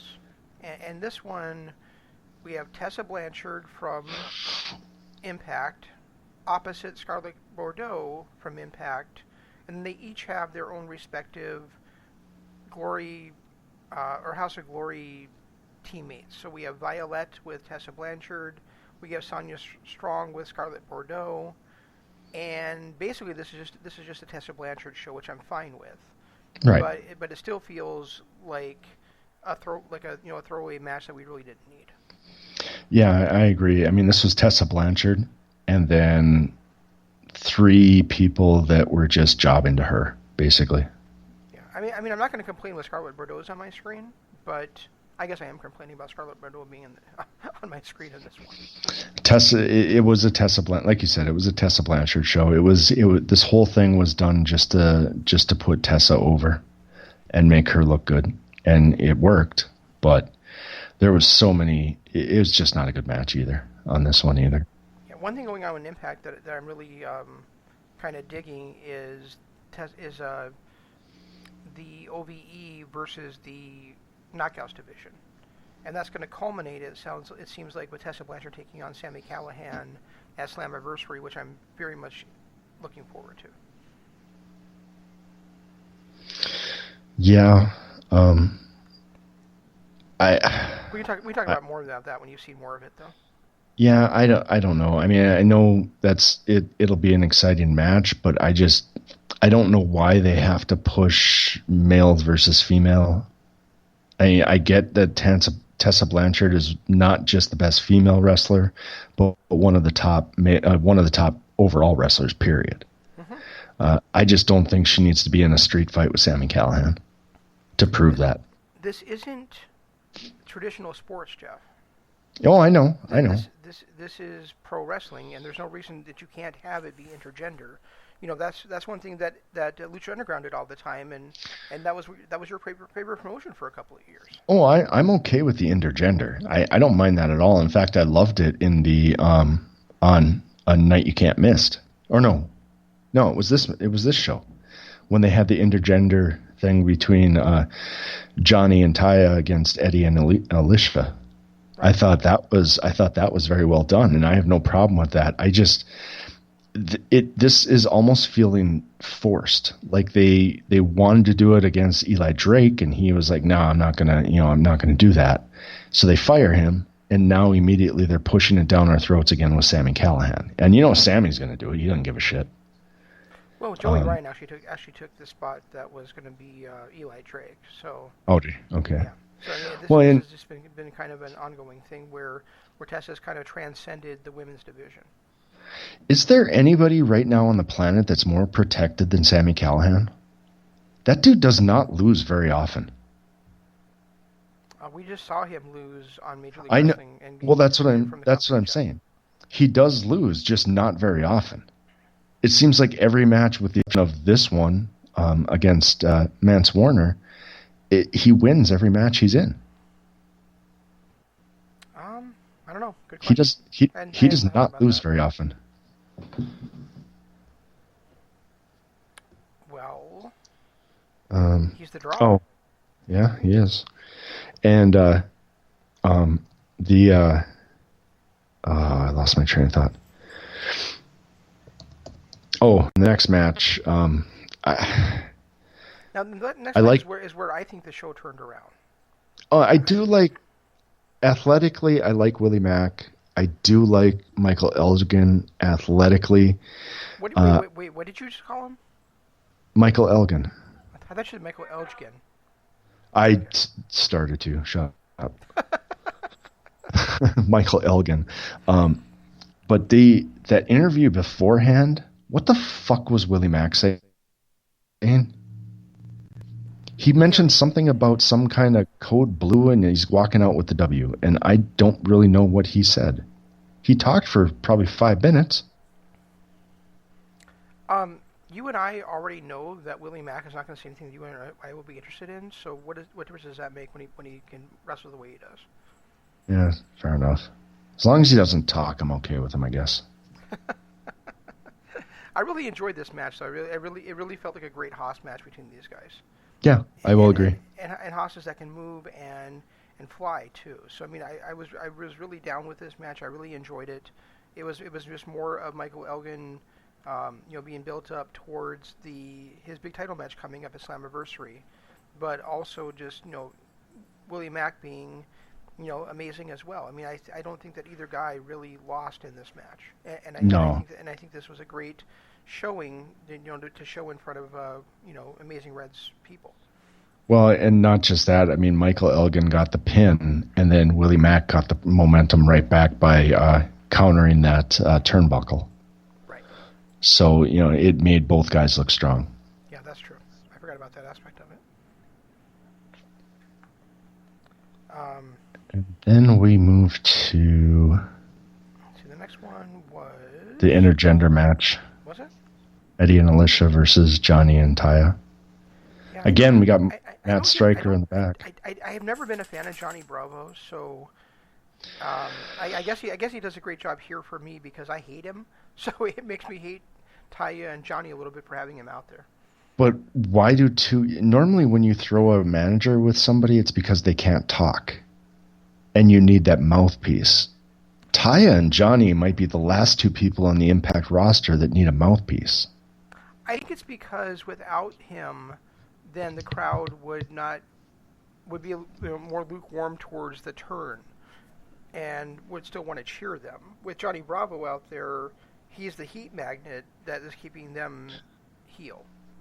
And he definitely is that. Yeah. And it's not Johnny Bravo, it's John E. Bravo. Oh, I'm so sorry. Johnny Bravo was one of the greatest cartoons ever. Sure.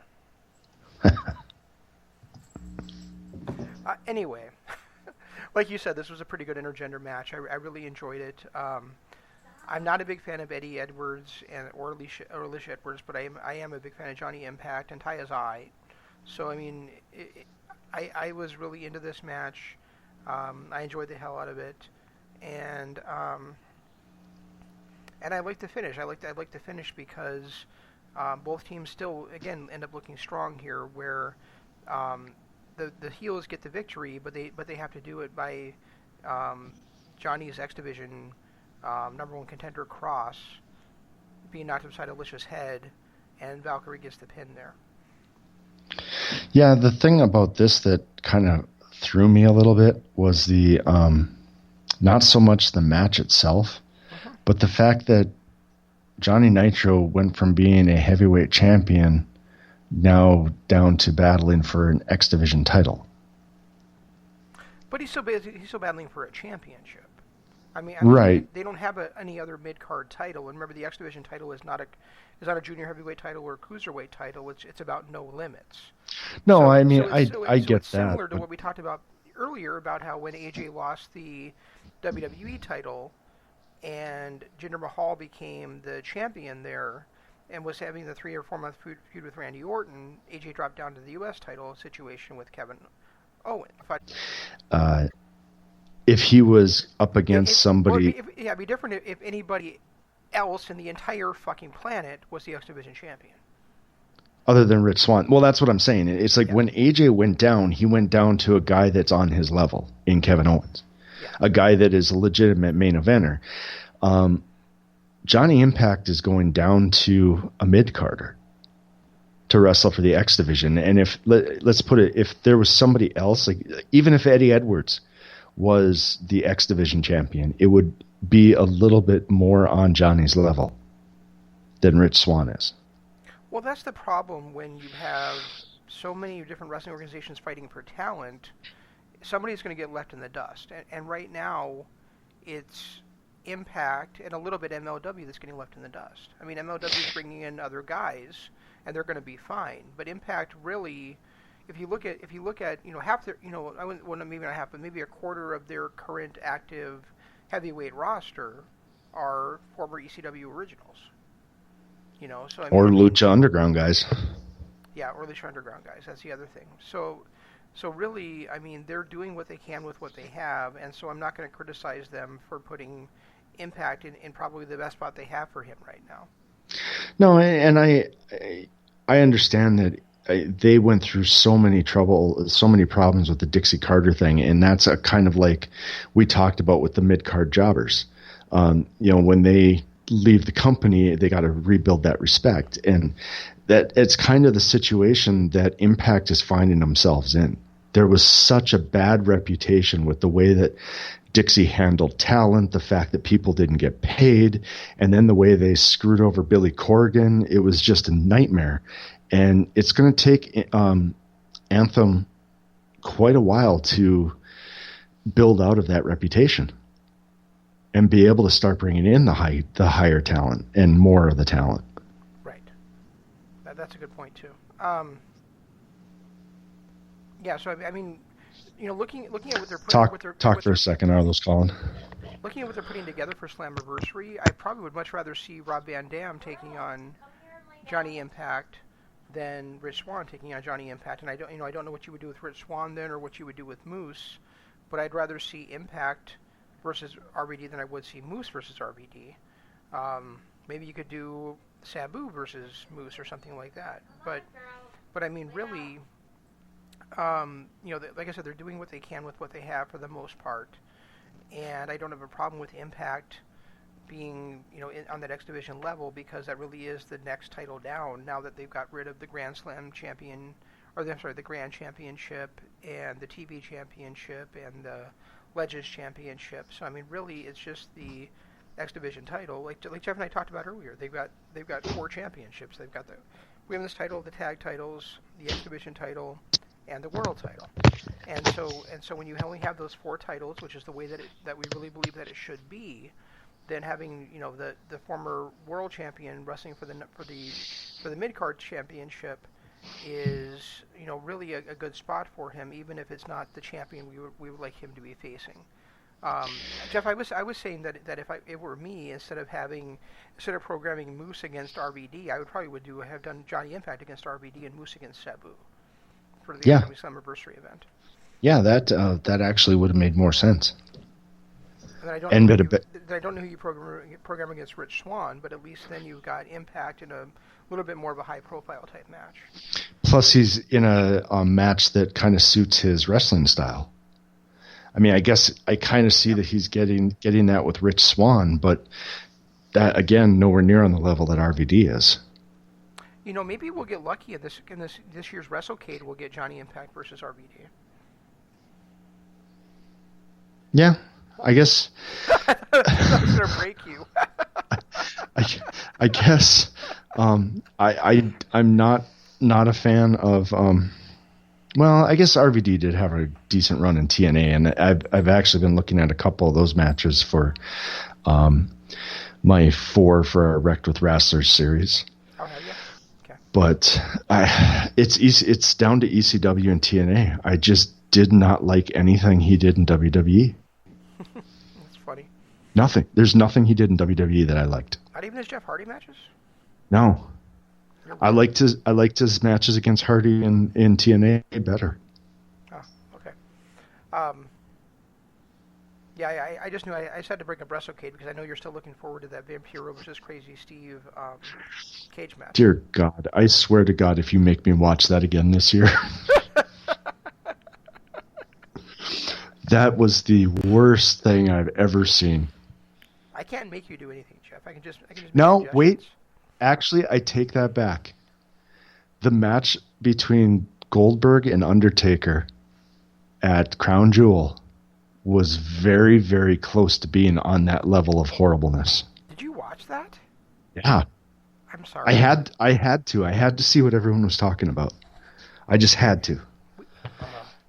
And I'm very disappointed in you.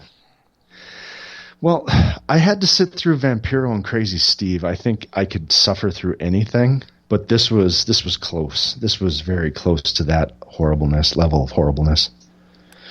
No, this was worse because it happened in Saudi Arabia. Yeah, good point. I did get into a little bit of a Twitter beef this morning with somebody who said that the Shane McMahon and Drew Galloway versus Undertaker and Roman Reigns match at Money in the Bank has a chance to be match of the year, a 5-star classic, and it's 4 of the best wrestlers in the history of wrestling in it. Wait, what match are we talking about? At Money in the Bank, it is The Undertaker and Roman Reigns against Shane McMahon and Drew Galloway. I'm guessing you mean Extreme Rules. Well, whatever the next one is. Extreme Rules is in Philadelphia, and it's on Bubba Ray Dudley's birthday. Oh, is it? Hey, maybe he'll make a surprise appearance. Maybe. Yeah, that's never gonna. Yeah, Look, I'm never gonna watch that match. I get it. Everybody's got their own tastes, and like I've said many times, wrestling is subjective. It's subjective to the viewer and what the viewer wants to see. I get it. These guys are your, Undertaker might be your favorite ever, and you might like Roman Reigns and respect Shane, but to say that they're 4 of the best wrestlers in history and they're going to put on a 5-star classic after that dog shit we just saw out of the Taker. Just crazy talk to me.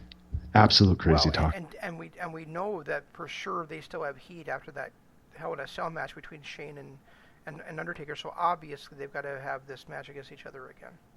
That's only 4 years later. Well, and here's the other thing too. When remember when Roman Reigns in his lead up to WrestleMania against Undertaker was calling him an old man that he's going to put out to pasture? Explain why they've made up and they're now teaming together. Oh yeah, that's right. It's WWE. We're not supposed to remember that stuff. Who wants to remember that main event anyway, John? Cesaro and Sheamus were best friends. Remember? That's why they formed a tag team. Okay, we're doing way too much WWE talk on this show. Yeah, I think you're right. We are. All right, so the next match was LAX taking on OVE, taking on the New York Wrecking Crew in a triple threat match for the tag team championships of both promotions, actually. Yep, and I really enjoyed this. Really enjoyed it. Yeah, it was really good. Jake, it's an example of what LAX can do when they're in their athletic level. Same people that are not named Pentagon and Phoenix, actually. Well, because there were 2 guys out of the House of Glory roster that I really liked. Well, 3 that I really liked. I really liked Evander James. He's a guy that has a ton of talent, and I can see actually going someplace. And I really liked the New York Wrecking Crew. Mm-hmm. I thought they were good. They stood toe to toe with LAX, who's right up there with the Bucks and Lucha Brothers is the best tag teams in the world. And then you've got Jake Chris, that is just a phenomenon, and Dave Christ, who's kind of I don't know how to explain him. He's not as talented as brother Jake, but he's kind of the glue that holds the team together. Yeah, I agree. So it was fun watching all 3 of these teams wrestle. I really enjoyed it. By the way, did you know that Jake is not the mini draw anymore? Yeah, he's now the medium draw. Yeah. According to Scott D'Amore. That is the one line that I will let Scott D'Amore have that I enjoyed. He's gotten so much better that he's no longer the mini draw. He's now the medium draw. Yeah, this was actually an excellent 6-man, or not 6-man, but triple threat tag match. And I really enjoyed the hell out of it. A lot of fun, a lot of spots, a lot of flying around the ring. Not a lot of psychology, but you don't always need that, especially in this spot between. In triple threat matches, that goes out the window. It does, and especially in triple threat tag matches.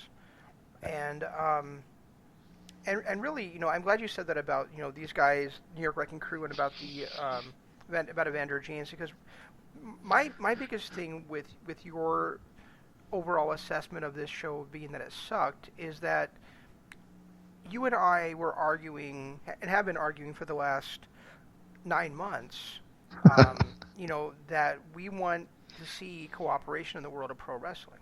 Right. And now we have Impact not only doing cooperation with the wrestling promotions, but making a point to go to their locales, to go to their home stomping grounds, to do these specials, and not only put these specials once a month on Twitch, but then also have them as promoted as a special on their own streaming service.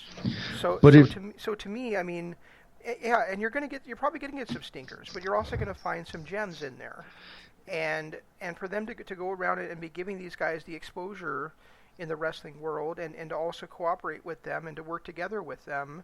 I mean, obviously there's also the possibility that they're just going to scout and take some of this talent over and things like that. But I mean, this is what you and I have been clamoring for. So I mean, so for them to do it, and this be the very first time, and for you to shit all over it, well, really it's not kind of annoyed me. if you listen to what I was shitting on, I was mainly shitting on the Impact roster. Smiley is the only House of Glory guy that I really, really shit on. I mean, like I said, that Mantequilla or whatever, he's just either here or there. But Smiley and Rich Swann were my two two reasons I hated that first match. Moose is what I hated about that triple threat match. I mean, Anthony Gangone has some decent talent, but Moose is the one that ruined that match for me. And then the other match that was Scarlett Bordeaux, and the fact that it was basically a Tessa Blanchard show. Other than that, and then of course Willie Mack, I can't stand when he talks. But if you think about what I was saying about this being dog shit, it wasn't so much about House of Glory. It was more about the way that the Impact people presented themselves. Well, the other thing is that we've just agreed, and we haven't gotten to the main event yet, but we've just agreed that the last three matches were all really good. Oh yeah, they were. So I mean, when we're talking about a match with 7 or 8 matches on there, and at least 3 of them are in the very good to great range, then I don't think you can say that it was a terrible show.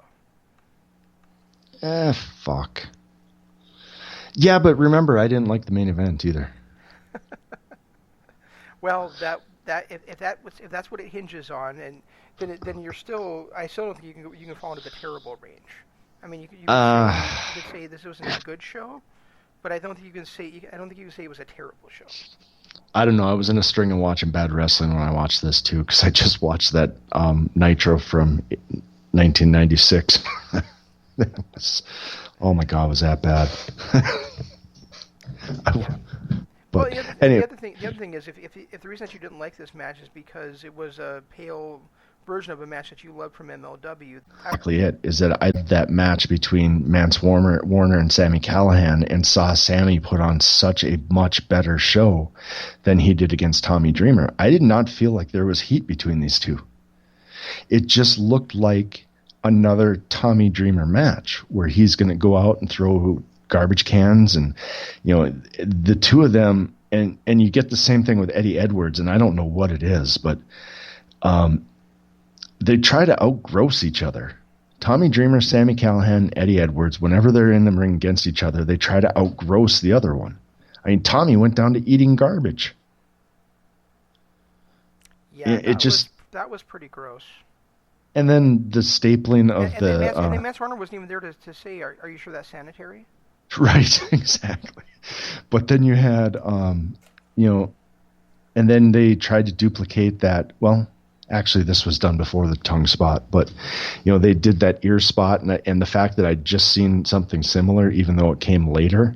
I think maybe if I'd seen this match before I saw the street fight between Mance and Sami, I would have liked it better. But to me, it was just another Dreamer match where he tried to outgrow Sami Callihan. Which is hard to do, to be honest. Right. I did like the Lego spot, and I really liked the finish of the match with the door. And I really enjoyed the match. I mean, I do enjoy these ECW matches where you got the old ECW championship belt, and you got, That was a good touch, I will give it. And they had that in one of the other matches too, didn't they?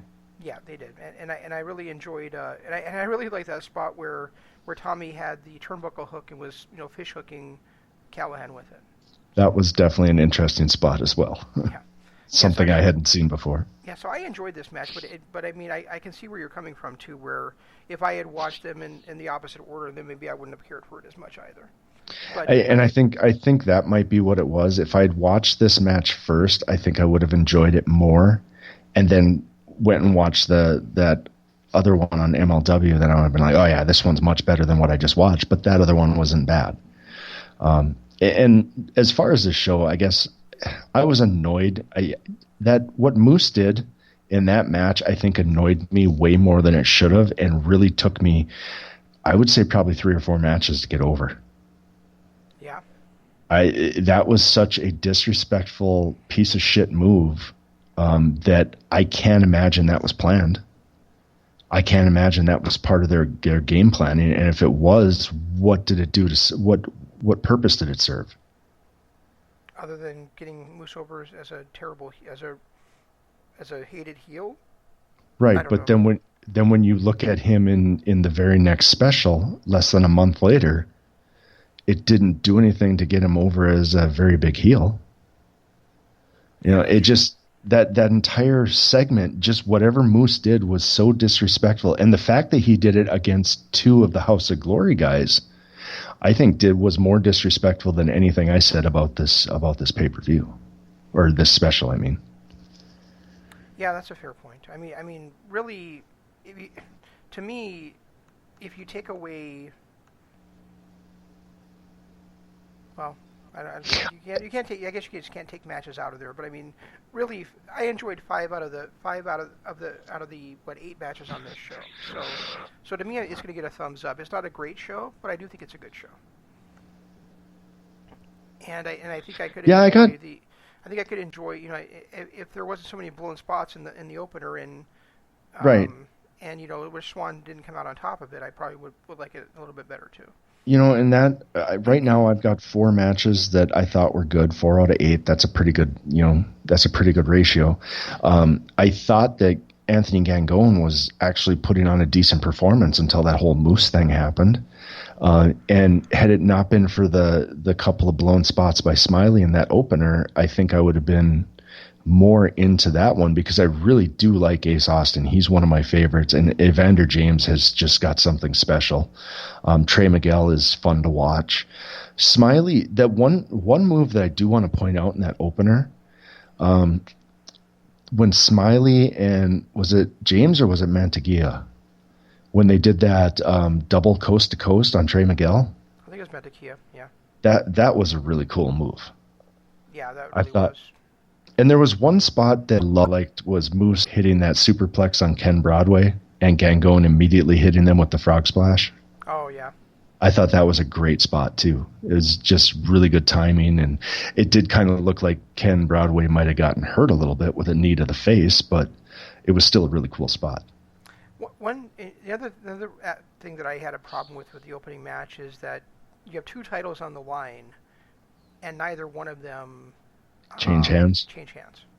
Yeah. I mean, they were doing a show the next night on Twitch, so they easily could have made the switch back, or if they wanted to put, the HOG title on one of the HOG guys, or the Exhibition title on one of the other, one of the other TNA guys or Impact guys, and drop it back later on. That would work too. But I feel like with the 2 titles are on the line, and there's 2 guys that could be pinned to lose one of those titles, that probably should have happened. It would have been a good, like you said, with the next night, them having another episode on Twitch, that would have been a great spot for a face-to-face title switch. Right. A good spot where either Swan or Mantequilla lost the belt to get it on Trey Miguel or Smiley. That would have been a great spot for something like that. And Trey Miguel, like you said, is one of the up-and-comers, and he's going to be X Division champion before too long. I just don't know what kind of pictures Rich Swann has. Does he have naked pictures of somebody in management? He's got naked pictures of both your ex-wives, Jeff. And he can keep them then. We've gotten over 2 hours. I don't think we have time to review the other show we're going to review. So. Oh, probably not. I think we got too much caught up in the Twitter war to begin with, and our love for MLW. Well, that's not a problem. The love for MLW isn't, but the Twitter war had some AEW and JPW connotations. So. Absolutely. So why don't you hit the usual social media stuff and get out of here? My goodness, our social media is blowing up. You can follow us on YouTube. This show is actually being broadcast live on YouTube as we speak. And it will be, actually, is it broadcast live, or is it going on afterwards, I guess. I'll have to look into that, but it will be on YouTube here in a matter of minutes. Plus, I'm trying to throw together a State of Wrestling, which is basically just me ranting about whatever is on my mind at the moment. That'll be on our YouTube channel. Of course, our Patreon, which we've added so much new content to that. Basically, every show Shane and I have ever done together, including our debacles from 2015, are all up and running. We have the 3 tiers that include our archive shows. The second tier is our non-wrestling shows that we do, which is a lot of fun. We've been reviewing the Thor God of Thunder comic book series, and we're going to be reviewing this week Batman Begins, or next week Batman Begins, and then of course our Wrecked with Wrestler series. And so far we've done Eddie Guerrero and we've done Chris Benoit. Both of them very, very fun series, and all that's available on our Patreon site. You can follow us on Kingdom on Twitter. We've got my Twitter handle is @RegiCoop, and Shane's is @ZanmanLOP, or just do hashtag Kingdom of Honor. That's probably the best way to get a hold of us. And we do have, what else do we have? Facebook. You can follow us on Facebook. Just search Kingdom of Honor in the search, and we'll be the first result that comes up, where it's a skull with wearing a crown standing in front of a ring. All of these links to all of our social media sites you can actually find in the description of our YouTube channel as well. So go to YouTube, type in Kingdom of Honor, and one of our things will come up. Probably the radio show. That will actually come up. The podcast will come up on there, and then you can just go to the descriptions and find all of our social media links there. So I think that's it. And make sure you stay tuned to all the other shows here on LP Radio. Today there should have been an episode of Global Impact: The Revolution. Or sorry, just the Global Revolution these days. Tomorrow will be Sports Entertainment is Dead. Thursday will be Imp's LOP Radio Adventure. Friday is The Right Side of the Pond, and then we'll be back with you next Monday to talk about both Ring of Honor's upcoming pay-per-view, Best in the World, and the next night is Fyter Fest for AEW. And if we don't talk too much, we might actually get into some of Night You Can't Miss, because that was actually a really good show. Indeed. That's all we've got. We'll try to do better next time. And until then, this is Shane saying long days, pleasant nights, and Jeff saying goodbye.